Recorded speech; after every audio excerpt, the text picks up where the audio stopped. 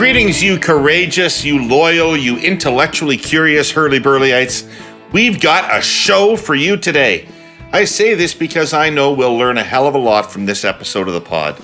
Brigitte Legault is our guest, and if you don't know who Ms. Legault is, you're surely going to after this discussion. I love her. She's the fearless, mobilizing force and architect of the CAQ, Coalition Avenir Quebec, and is its Director General. From an idea to a governing behemoth in just over 10 years. We'll talk a little bit about her backstory, her journey from being a former president of the Young Liberals and party activist, why she became disaffected with the Liberal Party, what led to the creation of the CAQ, what subsequently has happened to the Liberals and PQ in that province. We'll talk Bill 96, Quebec's language laws, and as much as we can cover about what's happening on the ground in Quebec politically today. Brigitte, it is such a treat for me to have you on the Herle Burly. Old friends, thank you for coming on. I thank you for the invitation. Thank you again for inviting me. So, you want me a short introduction? Yeah, you did a very well introduction for me. So, yes, where'd you grow up? I was a Liberal federally with you. We had fun. Yep. I started very young. And had the opportunity to work with Mr. Martin and all the gang and learn the roots from the old best like Lucy Santoro and all those old organizers that were very good. So, and as soon as, in 2011, we didn't win anything. I was with Michael Nyadif at the time. So I was searching for something new. As you know, Jean Lapierre was a personal friend of mine. And Jean encouraged me to meet François Legault, who was a former PQ minister. And he was searching to do a new party, but at the time it was a new movement. So I was curious enough to go.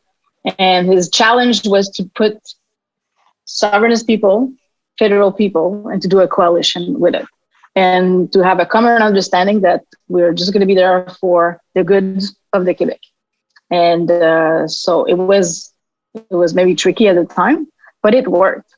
We were almost on the staff here, almost 50% are former Liberal federal with me, and others are from other banners, conservative, NDPers sometimes, and other provincials wings. So that's the start of the adventure. And I've been doing that for the last 11 years now, nonstop. Yeah, can imagine. Let's just take a step back. Where in Quebec did you grow up, and how'd you get involved in politics in the first place? I grew up in the suburbs of Vaudreuil-Soulanges. So it's like 40 minutes from downtown, and it's still considered the West Island kind of.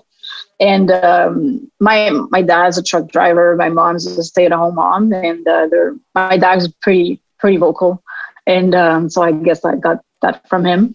And I started with my Nick Discipola, who was he's now a former MP. He was supporting Martin at the time, and so I got recruited by his young guys in the office, and I started there doing phone calls. And then at the time, Jean Lapierre came in, a lot of people came in. And from just doing phone calls, I became almost a year after president of the youth wing of Quebec. So here we go. And not long after that, you and Marc Lalonde co-chaired the federal Liberal campaign in Quebec. Yeah, I think it's 2006 or something around that.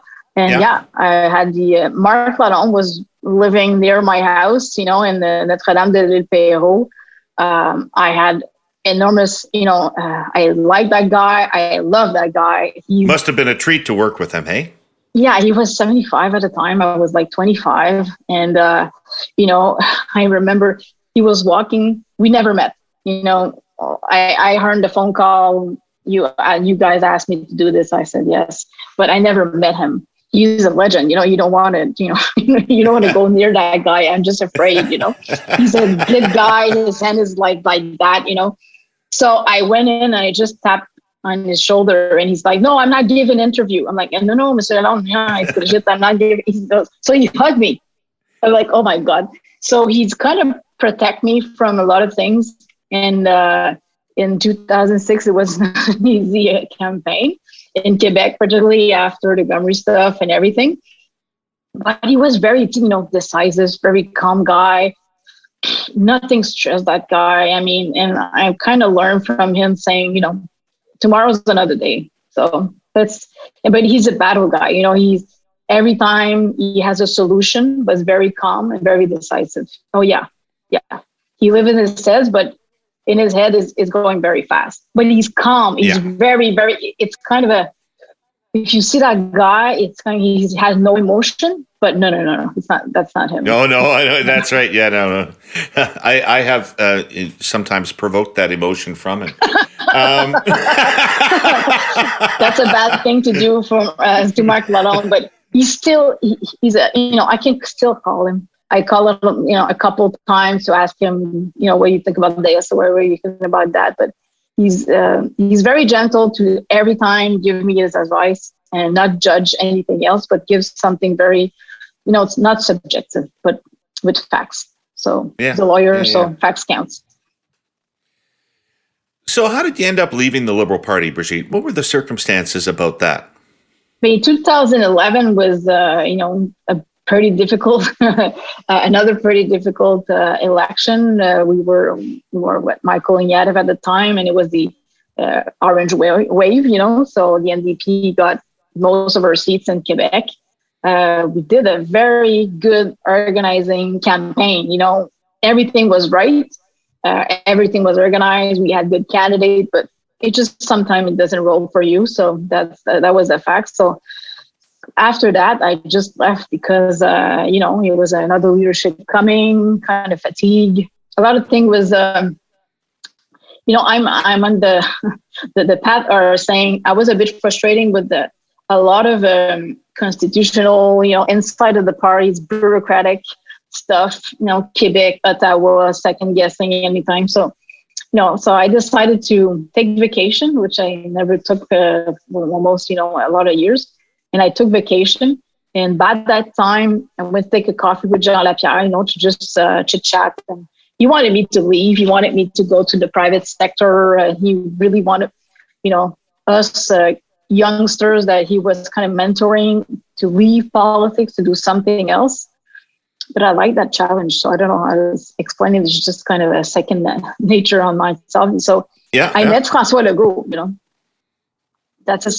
I was just curious, but I was very mean to him at the beginning. So I went to the meeting. I went to the meeting because I said to myself, I'm a federalist. I believe in Canada, and I still believe in all those kind of things, but he's not going to use my name for a coalition that is a fake one, So I went in and I asked all the difficult questions that any good person in my position would. And it was a pretty heated first meeting. I never met him. We had the same last name, but we're not family. We're not related. So I after that meeting, I told myself that he would never call me back. So it was it. But he called back. So at the moment, it was a movement with Charles Sirois. So I embarked in the movement. I did all his tour. So he wanted to do a tour of the 17 administrative region, which we did. And, the people that was surrounding him was mostly content people. So he didn't know what kind of the tour. So I had some people from the Liberal Party of my former executive. They said, guys, can you help me out? So we did a tour in a couple of weeks. We recruited Jean-François de Dorquio, which was also a former Liberal, a former press secretary for a lot of ministers and with me. So we embarked in there, and the rest is history. So how do you start when you're building a party from scratch, Brigitte? You don't have a single riding association anywhere. You don't have a candidate. You don't have a riding president. You don't have anything anywhere. You just have a leader who is somewhat well known. How do you start? What do you do? A lot of liquor. Alcohol is the key. But you need a lot of structure. When we started small, And we started to build something for election purposes, because short term, we know that we had election coming in 2012. So when we started the 14 November 2011, we had already prepared offices. Everything was good, website, everything was on, but it was all, no contract, anything, all short term, because we said to ourselves, if it doesn't work, then we don't want to be stuck with, leases and everything. So it was all things like that. So we had a little structure. A lot of people that came with us with former liberal federal, that was already trained and, plug and play, like we say. And I had some former of his own staff from the PQ. So it was just to try to work with the same, the same routine, just to put everybody to level, because we were coming from the federal and we were pretty packaged, ETAs, everything, but I mean, the PQ people was not working on the same level that we were. So we had common grounds, and it was feisty. We knew how to do everything at the Federal Liberal Party, and back we knew how to do everything other than get people to vote for us. Yeah, probably. That's good, So the challenge was that, but the challenge was putting structure. So I had, my former young executive are my best friends still. So, some of them Isn't are that lawyers. true of politics, eh? Isn't that true? Those first friendships that you make, very important. Maybe people are maybe skeptical about that, but it's true. I mean, they're my best friend, and I still talk to them every day. And they're the most loyal people of my life, beside my family, my husband, everything. So I can count on them anytime. Some of them are still working with me. So I guess I'm not crazy enough to leave. So, and at that time, I mean, I called them. I mean, so some of them are lawyers. They did the constitution of the party, but we did everything. So it was lean, mean. So constitution of the party, 7-page, So everything is pre-centralized because we didn't want to lose control. And I did everything that I hated at the Liberal Party. I changed it. The local association are called, local action committee. They don't have any banks. They don't have anything to worry about finance. It's all managed from the central. They do organization. They do membership. They have local executives, but they don't manage money. They don't, so we built from the ground our own CRM. We did our own, I travel around. I went to Sivan at the Boston offices. They didn't want to sell it to me because they sell an exclusive licensing to the Liberals. I went to see everybody that I know. So I built something from the ground with people that I know and I trust. Wow. And with local firms, with all local Quebec firms, with, contracts and everything, and license patent and everything. So we built our own, and I knew it would take a long time. Database, it's not something that you do overnight. And since the 2000, since the last election, it took us almost, 6 years to have something very, very performance driven data that we wanted. And now it's a otherwise, everybody wants our stuff. Wow, that's impressive. Okay. So we've been talking the last little while here about our presenting sponsor, TELUS, and more specifically, how their world-leading technology and their compassion are inextricably linked in the way they do business. Driven by social purpose, TELUS doesn't just believe you can drive social change as part of a successful bottom line. They act it every day in caring for the environment, modernizing agricultural practices for better food outcomes, in bridging the digital divide, community giving, and in what I want to talk about today, healthcare. Health for Good is the name of a number of TELUS's community-centered programs that improve the way practitioners get critical care to the most vulnerable among us. And because I told you TELUS believes that what gets measured gets done, and I'm a bit of a data geek myself, here are some numbers that help tell that story. Last year, 4 new TELUS mobile health clinics were unveiled in Victoria, Vancouver, Toronto, and Niagara region. Partnering with local health organizations, these things deliver quite literally compassion on 4 wheels, a fleet of highly connected vans powered by TELUS health technology. Last year, they rolled into our most vulnerable communities and supported 35,000 patient visits, administering over 9,000 COVID vaccinations. Healthcare is just one aspect of TELUS's ESG commitments, environmental, social, and governance, and how they put the well-being of their customers, communities, and the planet first. You can read more about it all in their sustainability and ESG report at telus.com/sustainability. All right, now I gotta take a break from politics. I gotta talk to you about some issues that people around the country have on their minds.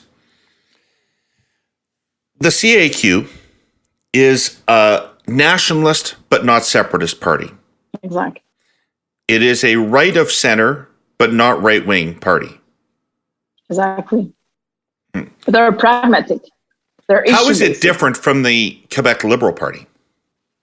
Isn't that what the Quebec Liberal Party was? Was. That's a key word in your sentence. Was. A lot of people in my position, when I was, at the Liberal Party, we used to be doing an election with the Quebec Liberal Party. But they saw us as, not very good. They always sees us as a higher ground. And that was, you going there and you're giving time and they don't recognize you as your just value, So a lot of people on my end feel the same thing. So I'm more, a Robert Bourassa type. So people that thinks that way, they don't recognize themselves in the Liberal Party of Quebec anymore. The Liberal Party took a turn by the center left wing almost, which, the economy is very important to most of their bases. So with François Legault, Pierre Fitzgibbon, Éric Girard, Christian Dubé, you have good people that can run, on economy. So if you can take one side, nationalist in English doesn't have the same sense that the definition in French. So it's not saying that we're separatists or anything. It's just nationalists is like recognizing the language, recognizing the Quebec values and everything. If you can take that and take the economy and put it together, that's the key. That's the key of the question of Avenir Quebec. It's saying one side, the PQ is losing on Quebec values, and the other side, you have the Liberal Party of Quebec that's losing on economy. So then you have a banner and you have the center. You have you have 75% of voters that thinks like you. That's pretty much it. I was 14 years old in 1976 when Lévesque was elected. And it is difficult for me to understand Quebec provincial politics without the presence of the PQ. And it looks like they may literally disappear from the electoral map in the coming election. They're polling in the single digits. They may not win a seat in the election. What has happened to that party? I'm going to do a bad joke, but leaderships. Is that right? Leadership kills a party. And they had leadership almost every 2 years from PKP, who took the head and then left everything there. And then Jean-François Lisée, who didn't really help his banner last election. So it's just bad leader equals, fatigue. And people are not seeing it anymore. I mean, to be very fair, in Quebec, you still have 23% of people that want separation. But this 23% are like 65 years old and more. So the new generation, they don't have any loyalty towards the banner. They don't, they're going to vote QS one time and then maybe PCQ another time and maybe not going to vote at all, So you don't have this kind of with the pandemic and everything, I think the PQ is lacking ideas and his ideas are just, not credible. So his leader is kind of like, even the new leader doesn't really score. He's like 4%, of recognition. Nobody knows him. So. Right. So what is the people that don't want separation, but are Quebec nationalists and you are speaking to those people and reflecting those people. What does that mean to them? What does Quebec nationalism mean to them? What are they looking for that doesn't already exist in Canada? It's a mix of language of even nationalism in the economy, be protective of local enterprise and everything. It's all language. Like I said, immigration is also a big factor in that. I know that Bill 21 in the rest of Canada, it's not a big, people are not a big fan. But here, I mean, it solved almost 25 years of discussion. I mean, the Liberal Party of Quebec had the discussion. We had a huge commission, Bouchard Taylor, who toured Quebec. And we heard all those kind of unsenses, people were doing those kind of interpretation of immigration. The Liberal Party didn't do anything.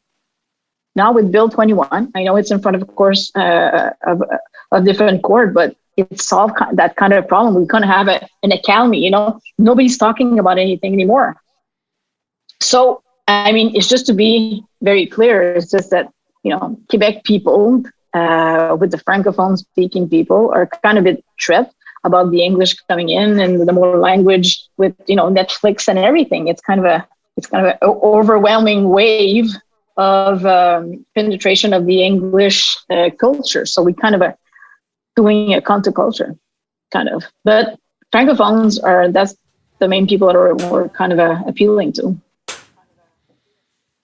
So let's talk about Bill 69, and that's the language bill.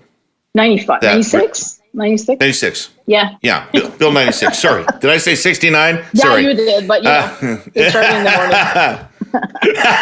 morning. Bill 96, a bill that further restricts the use of English. There's been a number of these over the years. The Bourassa legislation and then Bill 101 under Levesque. I'm very, Brigitte, honestly to God, I'm very sympathetic to the language argument for a couple of reasons. One of which is my mother's parents immigrated to Canada and they were German speaking.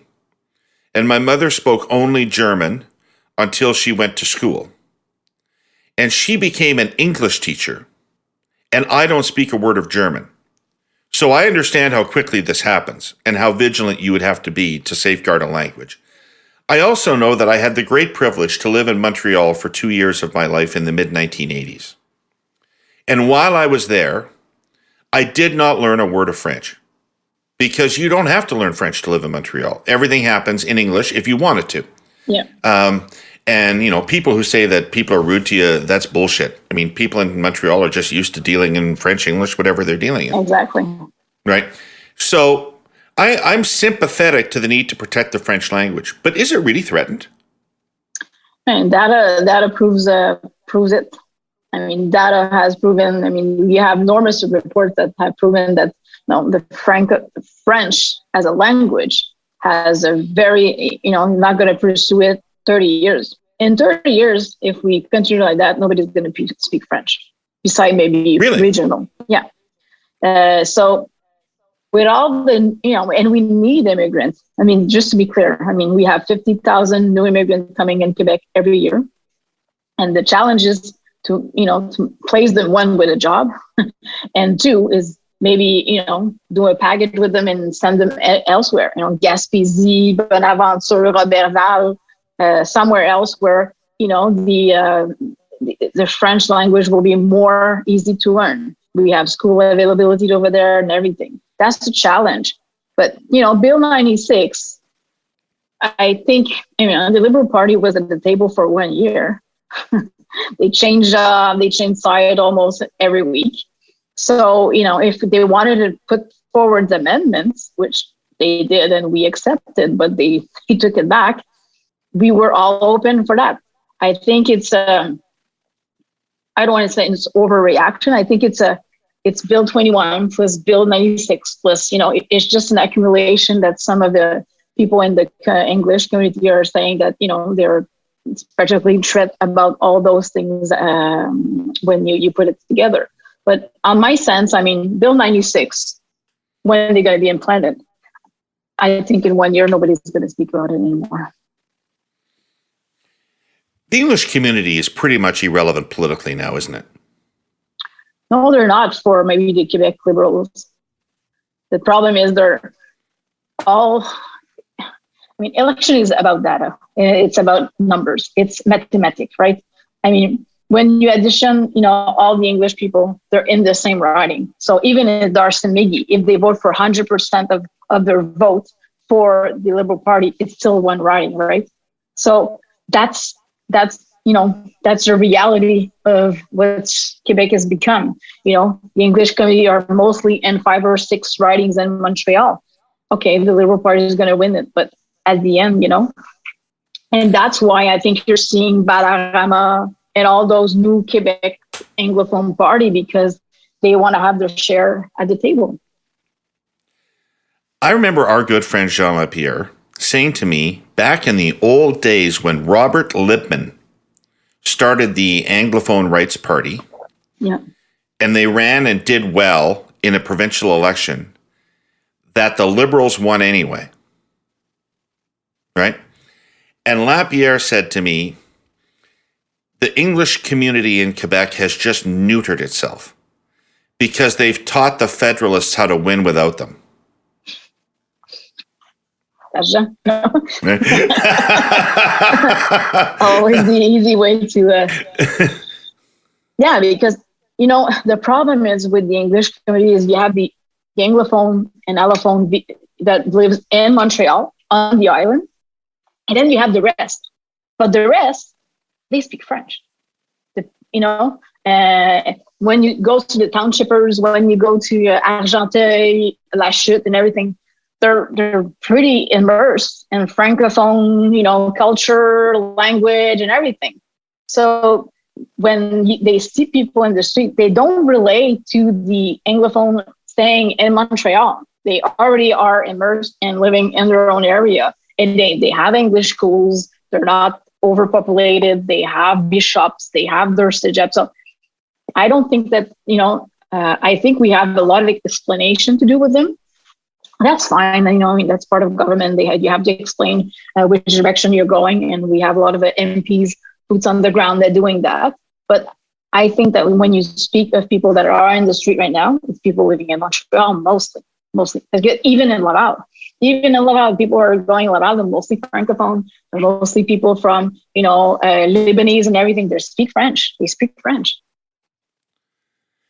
So what comes next is dear to my heart.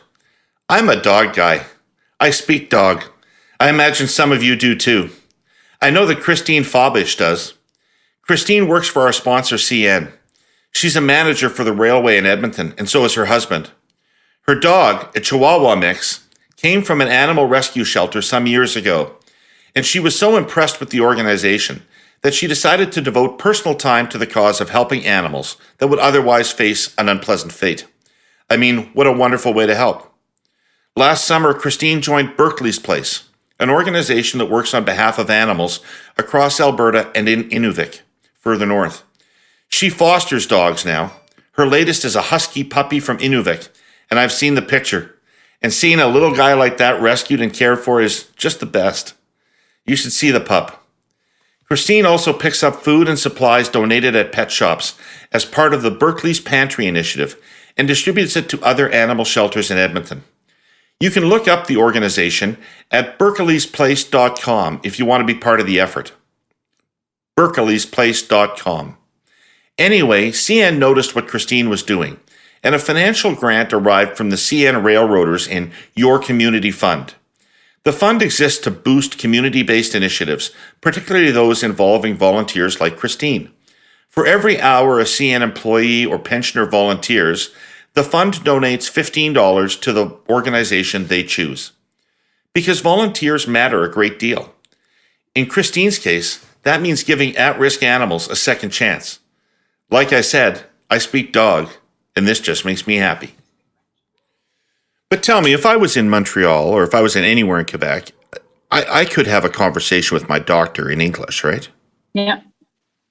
That's not banned under the law? No. Status of healthcare are protected. It's already there. It's a game of it's a public game. They're going to have their argument. They're going to, disinformation. It's the new thing on the social media. Disinformation. The facts are torn, and it's part of the deal. But at the end of the day, you still have liberals sitting at the table, discussion the bill. So if they have something, they're there. They have lawyers, they have everything. So, right. Okay, let's move to Bill 21 for a couple of minutes. I don't, first of all, look at this as a Quebec-only proposition, because I don't believe that this legislation would only find support in Quebec. I think this legislation would find support in other parts of Canada as well if it was introduced. It doesn't make me like it, though. And this is one I really look at, Brigitte, and I say, why is this necessary? Like, what is the problem that is being addressed here? I think it's laicity. I think, like I said, Bouchard-Taylor was a huge commission that did, they did a huge report, and those recommendations were never put forward. That was in the Liberal government. And so when we won, we had promised that we were going to put forward, the recommendation of Bouchard-Taylor, which were no religious whatever in, justice, the justice. You had the teach, but we added the teachers. That was maybe a bit rock and roll in that area, policemen, and everything. So I think it's a base, but like we said, we never never had any incident of people that challenged this law in Quebec, particularly saying that, maybe we had one stuff in the Gatineau area with the lady that would have a problem going forward as a teacher. But beside that, the law doesn't apply to anybody right now. So I think it's fair to say, but at the same time, you have a lot of people that are coming in Quebec, particularly in Canada, that are immigrants and saying, I'm leaving my country because I don't want to live in a religious state. And they understand. France got there, Belgium got there. You have a lot of countries in Europe who went that path also, saying, the state has to be neutral. And like you say, you can speak to a lot of communities that are coming here because they left war, they left, all those things behind, and they're saying, I better say than sorry. That's what they're telling us. Same for the French. And since that bill, maybe elsewhere it's still a debate in the rest of Canada, swat, but in Quebec it's calm. It shut down the discussion completely. So I guess just for that, it was worth it. When I see it, Brigitte, when I think about that bill, I have Jacques Parizeau's voice in the back of my mind talking about money in the ethnic vote, money in the ethnic vote.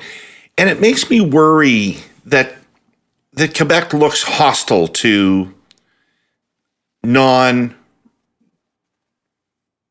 Anglophones, no, Francophones, that there's a notion that there's only one type of real Quebecer. No, but I don't feel that way because it's not an executive. It's not exclusive. It's an inclusive.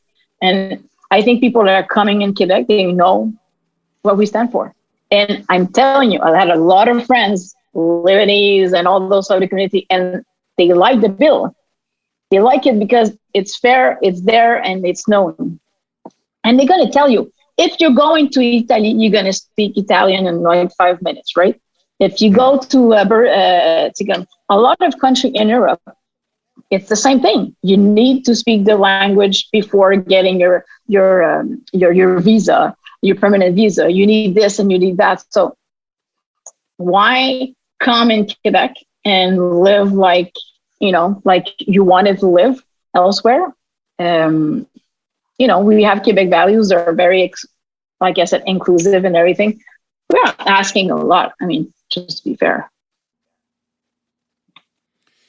So it's not asking a lot to take off a religious face garb? No, it's your private stuff. But if you want to apply in certain job, If you're working in a factory, you do whatever you want, just to be very clear. It's just in certain things, the states, I mean, you have the justice, you have the policemen, and you have a couple of the teachers, but it doesn't apply in your own personal life. Let's be fair. You can walk in the street and be covered head from toe. I mean, just to be fair, and it exists. But at the same time, what we say is, yes, there's a francophone, there's a language, but there's also the value, like, the respect between the women and the men's, and all those kind of things. That's a very precious also balance. And we see with the States, I mean, things could could shift in 5 minutes. So I think having those kind of values already there when people comes, it's the ground, because the reality with what's happening in Russia, what's happening in the States, like I said, the ground shift in 5 minutes. The president can tweet something and everything goes upside down now. So that's the reality. How much of a consideration was it for you that it violates the Canadian Charter of Rights and Freedoms? What does that document mean in Quebec? It means a lot, but I mean, just to be fair, for common people, it doesn't mean anything. Right. It could be a discussion for politicized people like us, but at the end of the day, how do you apply it? It's fuzzy for a lot of people. I mean, if you ask my dad, he doesn't know what document exists, So, right. I mean, for him is the basic values that are important, things that are put forward by, a big majority, like almost 70% of people, like, were backing the bill at the time. And I mean, that's their own definition of it. If you ask any Quebecers, the definition will shift, I'm pretty sure. But at least you have a common grounds. So, we can have a discussion on laws, but it's just you and me, because the rest of the people don't really rely on it. Right. And there's no political consequence to using it. Like, you didn't get blowback because you were invoking the notwithstanding clause. And just to be clear, all the, Quebec Solidaire, PQ was backing, and the Liberals are stuck. They're kind of in the middle. I mean, there's some of their membership that wanted that, just to be fair. And because when they didn't do anything on the Bouchard-Taylor recommendation, I mean, most of their leadership wanted to do something, but they backed off. So Dominic Arlaz is kind of in a position saying, and one side people want it, and the other side saying, if I win, I'm just gonna, take back the how do you say in English, the notwithstanding clause? The notwithstanding clause, yeah. Thank you. Yeah. So it's her choice, but like I say, almost 90% of the MLAs of the assembly backed the bill. So. Montreal, I think, is one of the great cities of the world. But sometimes it seems to me like Quebec is at war with Montreal. Montreal is this bastion of pluralism and diversity and lots of English and other languages being spoken there. What is the relationship of Montreal to the rest of Quebec? I'm interested in how Quebec feels about Montreal. But I think it's we have elected members on the island now. So we have Chantal Rouleau and Richard Campoux. And I think it's, we have good relation with Valérie Plante now, and we have a lot of projects coming in. We have a lot of, we spend a lot of millions of dollars on public transportation and everything. But I think you have to be two to tango. Region needs Montreal to function economically very well.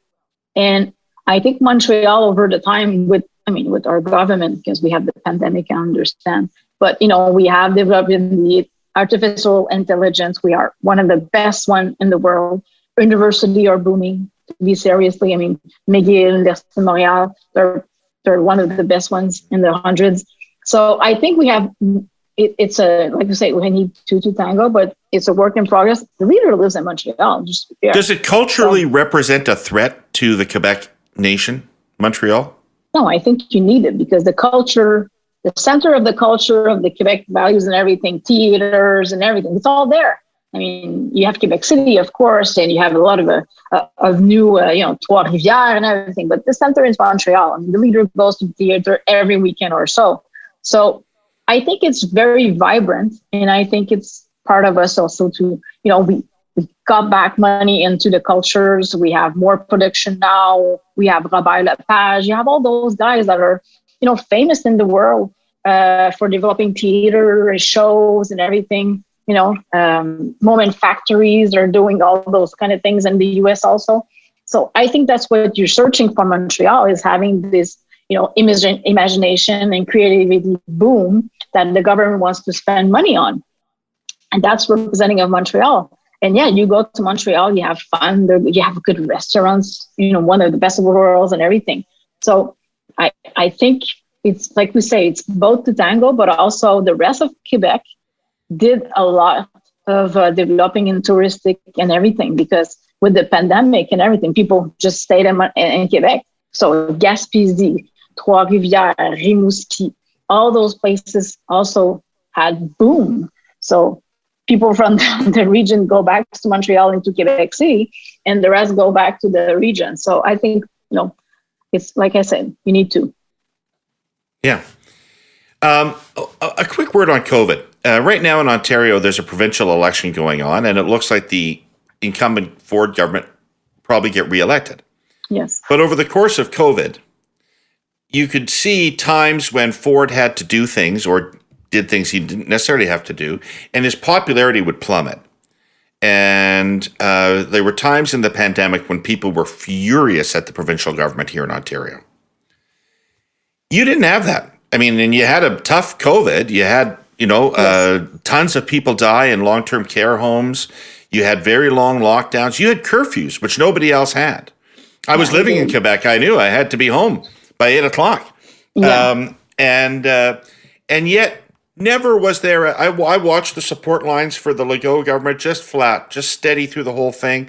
And people in Quebec would talk to me about Monsieur Legault says this and Monsieur Legault says that. Yeah. And it's interesting, by the way, that people in the rural area where I'm at, they don't call him the Premier Legault. They call him Monsieur Legault, like they've got a relationship with him. Yeah. But at no point did he lose the confidence of the people. Why is that? Mr. Legault's always been very transparent person and also very authentic. He doesn't have the, in French we say langue de bois, he doesn't speak like a politician. He speaks.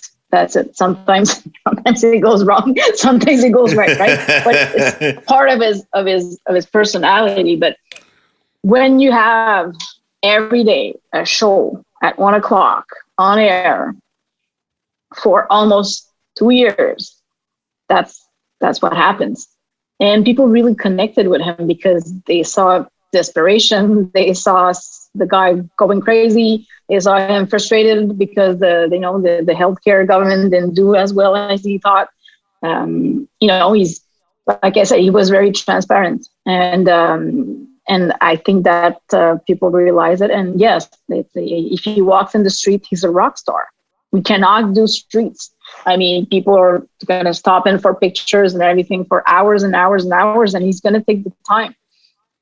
He's pretty approachable. He's pretty grounded. That's what he tells caucus all the time, just be grounded and stop, even if our numbers are pretty high. So he's getting his head into the game, but I think that's it. TV can do that. But also, I mean, it was pretty difficult, just to be fair. Even I know his personality, but at the end of the day, we had a Titanic to conquer, and it's still a struggle for us. So. Hey, can I tempt you to opine on federal politics? Go ahead. All right. Well, I've got some questions. Go ahead. Most important question probably for anybody listening outside is, does the BQ have staying power federally if the PQ doesn't exist? But it's the same question since Jean Lapierre created the bloc, Right. It's all their fault, but I think they wanted a job. they're going to keep their job. Right. And can they win? Can they continue to win seats? Or is that party going to disappear? No, they're going to still win seats in the head of people. The problem is it's kind of a Quebec caution, right? It's saying, if they're there, at least they're going to defend Quebec values. It was the same problem where we were there. I mean, we had like enormous of, Pierre Petit-Gros, Lucien Robillard, but it was the same thing. I mean, the bloc is there, the Quebec values will be those guys will defend Quebec value. I mean, we had superb and very intelligent MP as well, but I don't know, the connection is broken at some time, You really have a hard time telling anybody from English Canada who's ever been involved in the Liberal Party that the Quebec doesn't have enough clout in the federal Liberal Party. But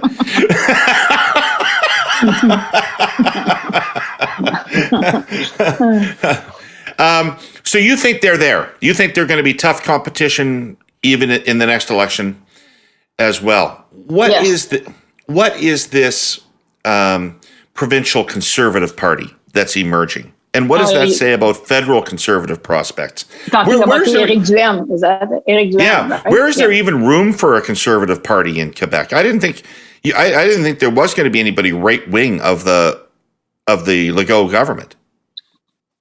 But you know what? When we started at the beginning, we did a deal. We did a fusion with the ADQ. So that was the Mario Dumont's party and everything. So we had a fringe people that were very, very right wing. They came to us because we were the only alternative, to be fair. But I mean, with all the pandemic, people are not, the unsatisfied people. And you see it in the federal election also. But he's trying to, and he's doing a better job than all the other opposition leader to be on Twitter, media, and everything. He's very, he has the Trump, the Trump agenda almost, Right. He's a great communicator. He communicates very well. He's a great strategist also. So, but the problem with him is the base. He's something, but the base is other. He's a kind of a disconnected. So, I don't know if like Maxime Bernier. I don't know if his turnout to vote will be realistic. Will be there if he can, keep the momentum. The mask is off now, so you don't hear anything. So I don't know. I don't know if he can keep some momentum, but he can. There's room there because the Liberals and the PQ are not performing.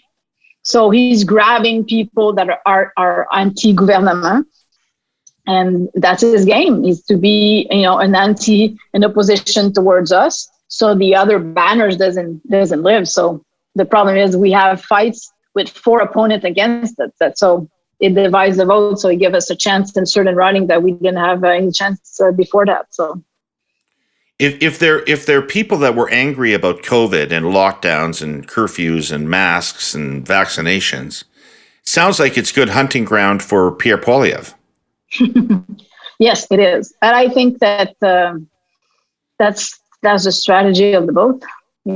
To a certain point, if Poilievre's win and Éric Duhaime do a good performance, they could do an alliance over the end because the PC needs a Quebec wing to perform because now they only have 10 MPs.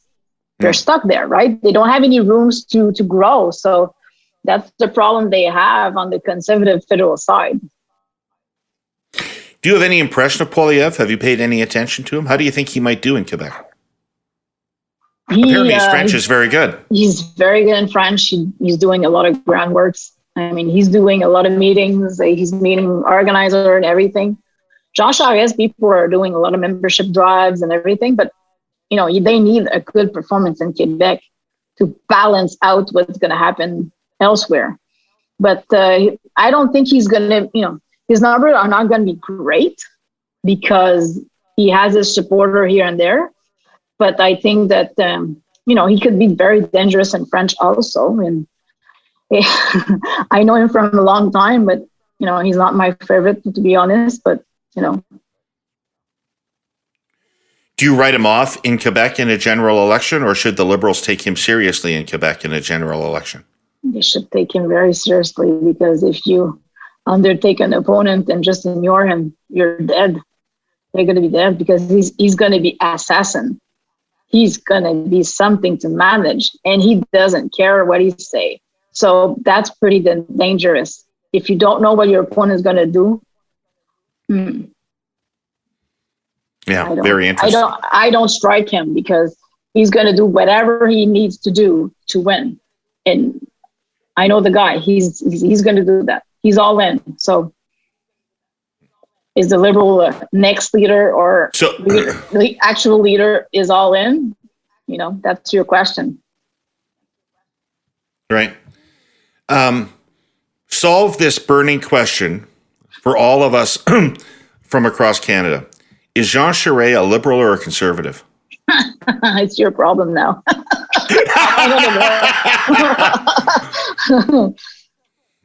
What would you say to that? Is he a Liberal or is he a Conservative?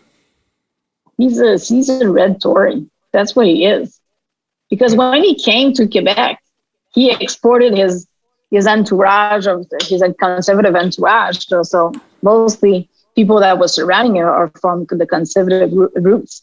But the old Let me just be clear. Let me just make this clear for people. So when he went to the Quebec Liberal Party, he didn't get absorbed by the Quebec Liberal Party. He absorbed the Quebec Liberal Party with his people, right? It is, yeah. But he's a good leader. I mean, he knows the name of everybody. He knows everything. He's a very good politician, just to be very clear. But the thing is he an old politician that's trying to be new?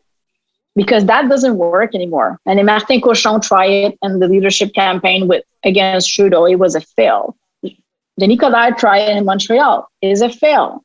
So trying to play old stuff with new, people want new politicians. They want a new generation of leader. I think Poilievre, that's going to play with him. But I mean, leadership is a contest of membership, just to be very clear. So, and if you do very well in debate and everything, that's for media mostly, because you need to sell membership and you need allies. Yeah. You need to have a second vote from other opponents. So who's going to get it? I don't know. Looks to me like that thing is Poilievre all the way. I think he's going to win on the first tour.